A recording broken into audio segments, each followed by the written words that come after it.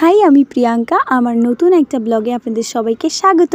কি বুঝলেন আজকের আলতার ডিজাইনটা একটু অন্যরকম হয়েছে না? হ্যাঁ, আজকের আলতার ডিজাইনটা সম্পূর্ণ ব্রাইডদের জন্য। যারা নাচ করে শিশু কিংবা বড় সবার পায়ে কিন্তু অসম্ভব সুন্দর লাগবে। তাই অবশ্যই আলতার ডিজাইনটা শেষ পর্যন্ত দেখুন এবং নিজেদের পায়ের চেষ্টা করুন তৈরি করার। যদি আপনাদের কাছে লাল ফেব্রিক থাকে তাহলে তো আরো ভালো আলতার উপরে লাগিয়ে নেবেন। এটা করলে না আলতাটা আরো বেশি উজ্জ্বল লাগবে। আর জানেন তো, জামা কাপড়ে কিংবা পায়ের অন্য কোনো জায়গায় আপনাদের আলতাটা লেগেও যাবে আর শুধু একটা মাত্র ডিজাইন দেখে খুশি হয়ে যান, কারণ অন্য কাজ করার কারণে আমি আলতা ডিজাইন খুব বেশি করতে পারিনি। অনেকের ধারণা আছে যে আলতা ডিজাইন করার সময় হয়তো কোনো খাটনি হয় না, কিন্তু আসলে সত্যি এটা কি জানেন তো, যে কোনো ভিডিও করার জন্যই অনেকটা খাটাখাটনি করতে হয় একজন ক্রিয়েটারকে। সত্যি কথা বলতে, যখন আলতা ডিজাইন করি তখন একটা হাতে ফোন ধরা, একটা হাতে আলতা পরা এবং ডিজাইন মনে রাখা, জানেন তো খুব একটা সহজ হয় না আমাদের জন্য। কিন্তু যখন আপনাদের সুন্দর কমেন্ট পাই, অনেকগুলো ভিউ হয়, একটা লাইক আসে,